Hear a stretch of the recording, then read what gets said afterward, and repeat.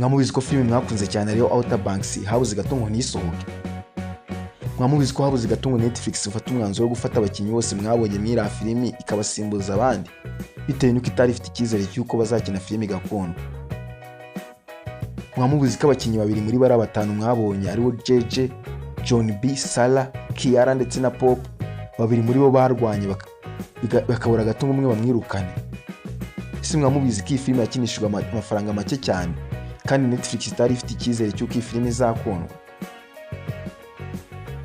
Murakaza neza kuri Behind in on the Scene channel. Uyu munsi ngiye kubabwira byinshi mutamuzi ko abana batanu binjijwe muri filime badafitiye icyizere ariko bikarangira bakoze ikintu cy'amateka ndetse abantu benshi ku isi bakaba babazi.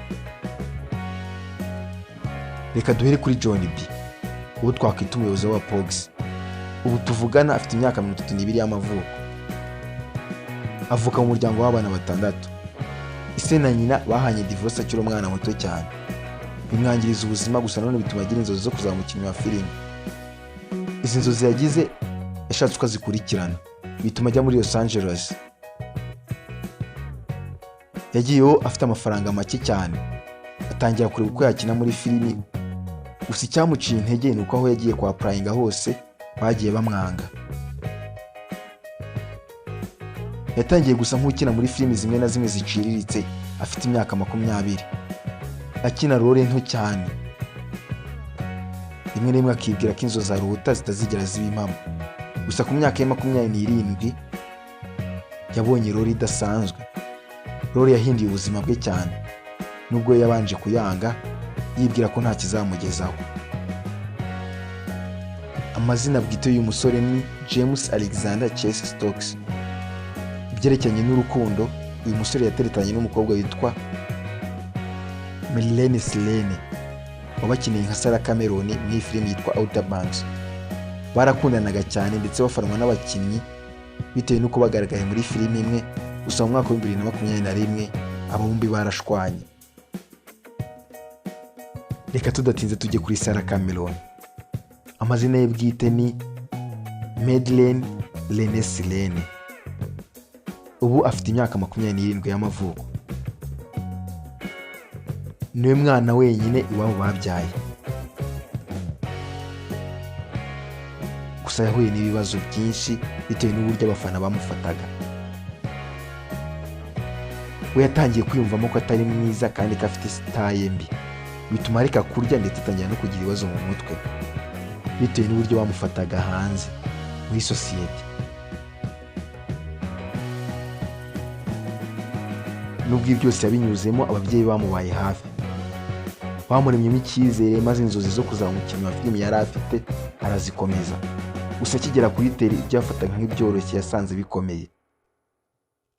Yakomeje gushaka ariko ashyiramo imbaraga ya Prayinga ahantu henshi, gusa henshi bakamwanga. Yatangiye gukina filimi ari mu myaka ya za 20, agaragara muri filimi ya mbere yitwa The Originals.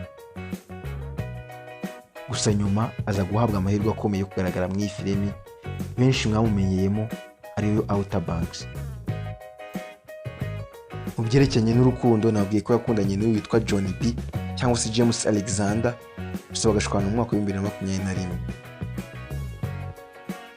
Uyu mukobwa Madeleine Selene ariwe Sarah Cameron yabonye amahirwe yo gukina muri iyi filimi ya Outer Banks afite imyaka 22. Reka tujye kuri Rudy Panico wakineye nka JJ Maybach, umupoge w'umusazi kandi utagira ubwoba. Ubu tuvugana afite imyaka 26. Avuka mu muryango w'abana batatu kandi bose ni abahungu. Uyu musore yari umukene cyane, yakoraga nk'umuseriveri muri resitora mbere yuko abona iyi role. Ari mu bantu bayifashe nk'igitangaza gikomeye kuba barabonye role yabahinduriye ubuzima nk'iyi ngiyi. Nababwiye ko ubu afite imyaka 26. Gusa bwa mbere agaragara mu iyi seri yari afite imyaka 22. Byinshi mwabonye akora muri filimi yabikoze bya nyabyo, nta montage cyangwa se batazanye undi muntu ku ruhande ngo abikore.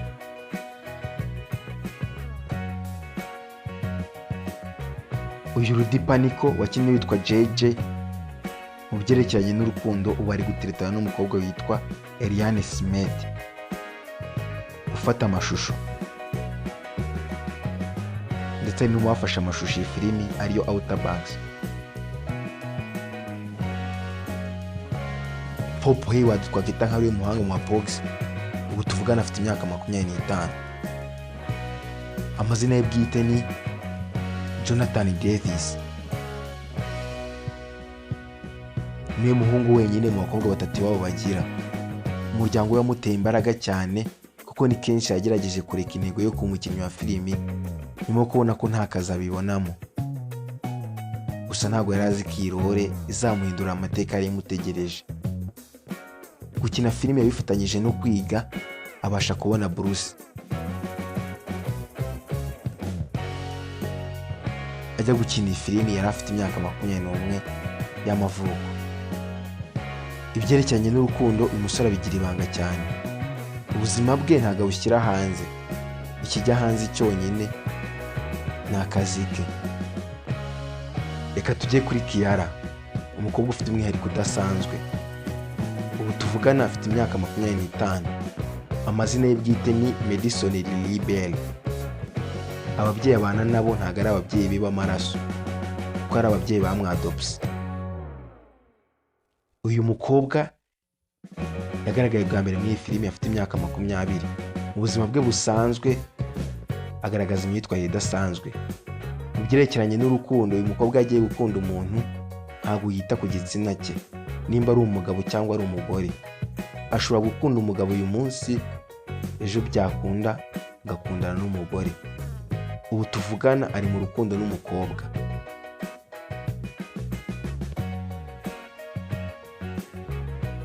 Muri rusange kuko ari batanu babaye inshuti zidasanzwe nubwo batangiye batumvikana.